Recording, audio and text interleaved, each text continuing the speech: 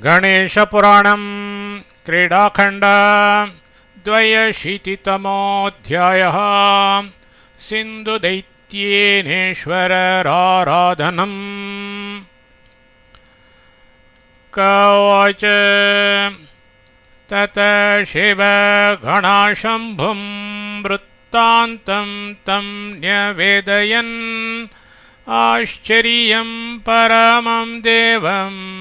शिवपुत्रसमन्विता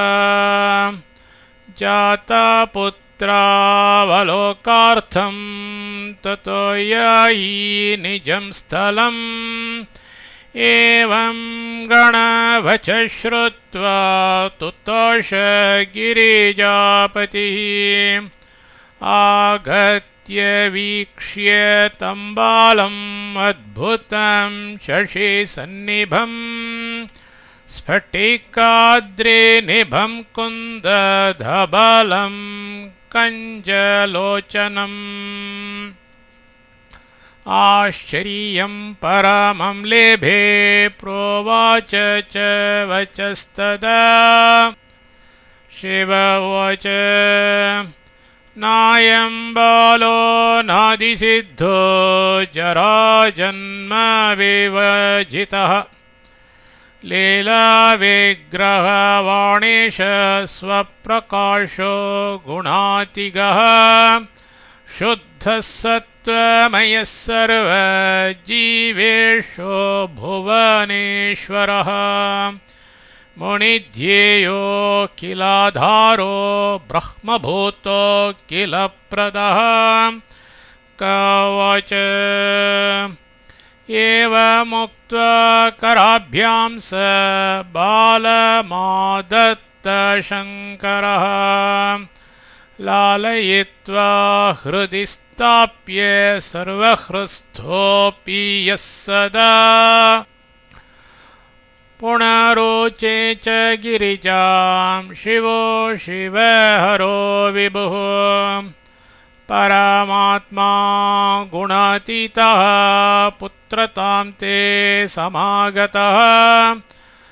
परानुष्ठानतो देवी साक्षाद्दृष्टो विभुत्स्वया। कवच ततो विप्रान् समाहूय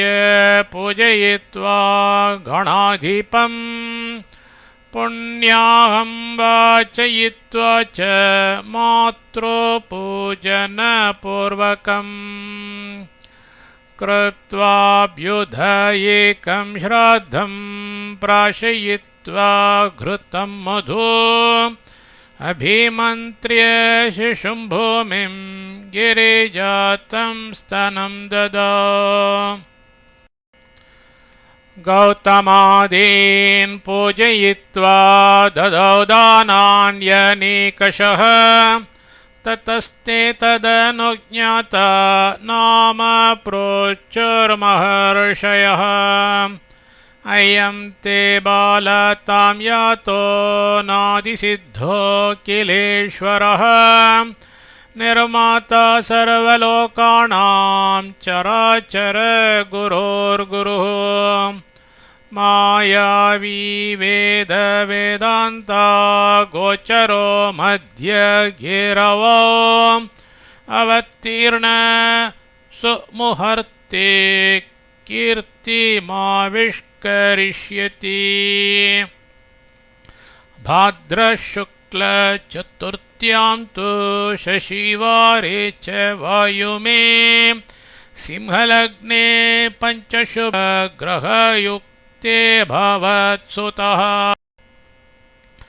श्रीमान् पराक्रमयुतोऽद्भुतकर्मा महाबलः भविष्यति च लोकानां भक्तानामतिसौख्यदः। एकादश दिने शम्भो कुरुणामास्य सुन्दरम्। कवच एवमुक्त्वा गता सर्वे मुनयो निजमन्दिरम् हरो बालं विनिक्षिप्य गिरिजाशयने शुभे विसृज्य लोकानखिलान् बहिरायान्मुदान्वितः ततः शेषो ययौ तत्र फनाच्चायामथाकरोत्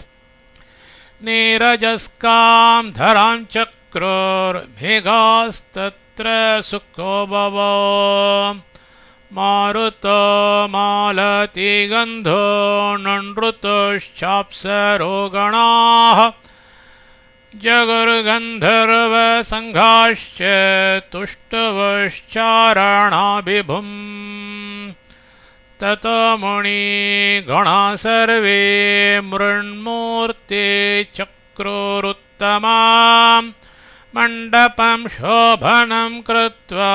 कदली पुष्पमण्डितम् पुपूजो परया भक्त्या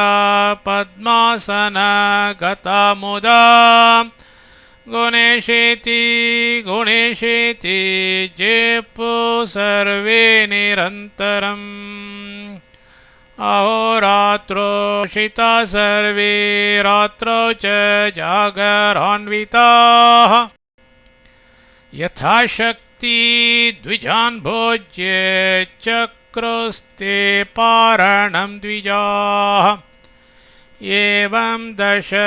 दिने विप्रान् भोजयामासुरादरात् गृहे गृहे महोत्साहांश्चक्रुर्देवस्य तुष्टये 11 तु दिवसे सर्वे मुनिगणाः शिवम् आहूता आययुर्नाम कर्तुं शिवसुतस्य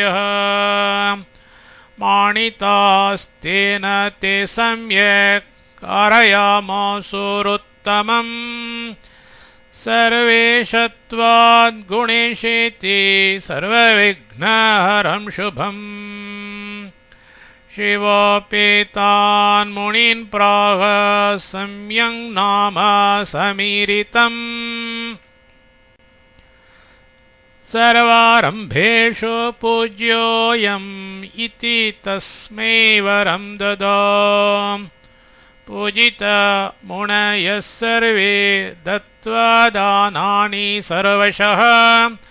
आज्ञां गृहीत्वा शम्भोस्ते स्वस्वाश्रमपदं ययुः अन्तर्गृहगता देवी पुपूजे देवता स्वयं तदादिसतिथिख्याता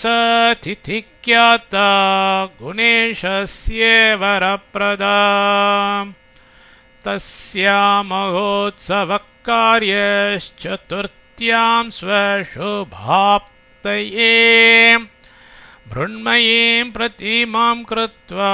पूजयेच्च यथाविधि कृत्वा मण्डपे काञ्चारुमुपोष्ये जागृयान्निशि मोदकापूपलड्डुकैः पायसे पूजयेत् विभुम् अपरस्मिन् दिने विप्रान् भोजयेच्च यथाविधि 21 संख्याकान् यथाशक्ति च दक्षिणां दत्त्वा तेभ्यो नमस्कृत्य पश्चात् भोजनमाचरेत् यो न पूजयतेच्छास्यां गणेशं मृण्मयं नरः सविघ्नैरभिभूतः सन्नानारोगैः प्रपीड्यते न तस्य दर्शनं कुर्यात् पतितस्येव कर्हि चेत् जाते तु दर्शने तस्य गणेशं नाम संस्मरेत् चतुर्थ्यामयीमानं नो न शक्यं सोणेरोपितम् कर्माणि तु गुणेशस्य यथामति निरूपये गुप्तरूपा सिन्धुदूताः शङ्करालय संस्थिताः तमोदन्तं तु ते गत्वा प्रावदन् सिन्धवे तदा समासीनाय योधैश्च बहुभिर्वेष्टिताय च स्थापयित्वाप्सरो नृत्यं गानं गन्धर्वसम्भवम् दूतावुचुः दक्षिणे दण्डकारण्ये त्रिसन्ध्याक्षेत्रसंज्ञिते गत्वा तत्र दृष्टवन्तो भगवन्तं शिवाभिधम् 88,000 मुनीनामाश्रमान् बहून् एकस्मिन् दिवसे बालं शिवप्रासूत षड्भुजम् लावण्यकोशं त्रैलोक्येनुपमं महसोज्ज्वलम् दशाहस्तु महोत्साहैर्गतेषु मुनिपुङ्गवाः चक्रुर्नाम गुणेशेति तस्य बालस्य शङ्करः वयम्बादित्रनिर्घोषैर्बधिरा इव तस्थितं यदि हन्तुं गमिष्यामः सप्तकोटिगणास्तदा एकैकस्य बलं घोरं पर्वतोन्मूलनक्षमम् निहन्यो सहसाभ्येत्य वृत्तान्तं को निवेदयेत् कवच एव वदत्सु दूतेषु शुश्रुवे व्योमवाक्तदा उत्पन्नक्वापि ते हन्ता सिन्धो सावधताम्रज सिन्धुरुवाच वध्यतां कोऽयं ब्रूते दुष्टवचोत्रः कवच केचिदुड्डीयपतिता धावयित्वा परेययुः तावद्दैत्यो महामूर्च्छां सम्प्राप्तपतितो भुवि चिन्तामग्नो म्लानमुखो निरुत्साहो हतप्रभः उवाच विस्खलद्वाचो मुहूर्तात् प्राप्य चेतनां त्रैलोक्यकण्टकस्यापि कण्टकक उपस्थितः कथं हन्याद् गजः सिंहम् अशक्को वात्तवारणम् 33 कोटिदेवा निर्जितक्षणमात्रतः तस्य मे मरणं कस्मात् जायेत व्योम वाङ्मृषा ऋतास्तु वा गमिष्यामि भक्षितुं तमहं रिपुम् एवमुक्त्वा क्षणार्धात् स भद्रासनगतोऽभवत् सर्वे वीरास्ततो याताः श्रुत्वा वार्तां तथाविधाम् त्वमेव मृत्योर्मृत्युश्च तत्र मृत्यो कथं भवेत् इत्युच्यस्ते भवेत् वापि तं किं घातयामहे स्वर्गे भूमौ तले वापि गगने वा वसेद्यदि देह्याज्ञां नो गमिष्यामो दैत्यास्तान ब्रवीदथ सखीनां सेवकाणां च पीत्वा वाक्यामृतं परम् प्रीतोऽहं यान्तु शीघ्रं तु यत्र मे स रिपुर्भवेत् अनेकमायया हत्वा रिपुं मम निवेद्यतां कवच एवमाज्ञां गृहीत्वा ते सङ्ख्यातीताययोस्ततः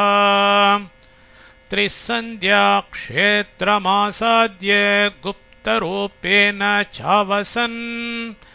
गौरीसुतं तत्र कुत्र मायया हन्म इत्युत गौरीसुतं तत्र कुत्र मायया हन्म इत्युत इति श्रीगणेशपुराणे क्रीडाखण्डे 82तमोऽध्यायः।